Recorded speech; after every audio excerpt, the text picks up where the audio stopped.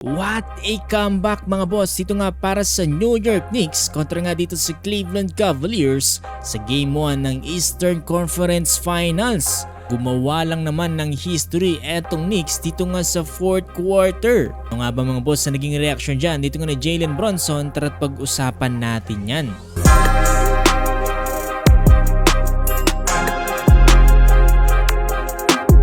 So grabe mga boss ang conference finals back-to-back overtime. Yung una sa pagitan ng Spurs at Thunder, tapos eto naman sa pagitan ng Knicks at Cavaliers. Ito sa naging laban mga boss no, mapapatunayan na bilog talaga ang bola.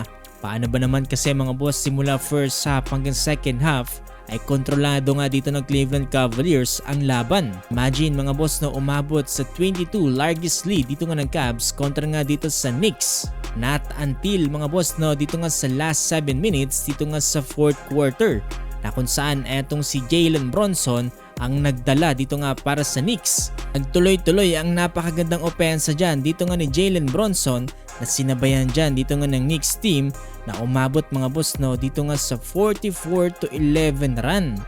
Dahil nga sa run na yan mga boss no, gumawa nga ng largest playoff comeback win since 1970 etong Knicks. Grabe talagang hindi mo aakalain na mananalo pa etong New York Knicks mga boss no dito sa laban na to at nakuha pa nga nila etong Game 1. Kung tinanong nga etong si Jalen Brunson kung ano nga ba doon kanya masasabi patungkol nga sa naging performance ng Knicks dito nga sa huling minuto ay halos mas speechless na mga boss no etong si Jalen Brunson. Pero ayon nga kay Jalen Brunson mga boss, aminado rin siya hindi raw ganun kaganda ang performance ng Knicks dito nga sa laban. Although nagpapasalamat pa rin siya mga boss dito nga sa kanyang mga teammates at coaches na nagtiwala sa kanya dito nga sa huling minuto ng 4th quarter.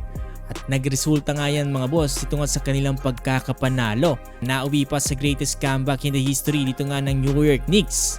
Katapos nga pala itong laban mga boss no, sa final score na 115-104 na pinangunahan nga dyan dito nga ni Jalen Brunson with 38 points, 5 rebounds at 6 assists. 18 points naman para kay Mikal Bridges at meron tigda 13 points etong si OG Anunoby, Karl Anthony Towns at Josh Hart. 29 points naman mga boss para kay Donovan Mitchell at 15 points para kay James Harden. So napaka-solid mga boss no ng conference finals ngayong NBA 2026.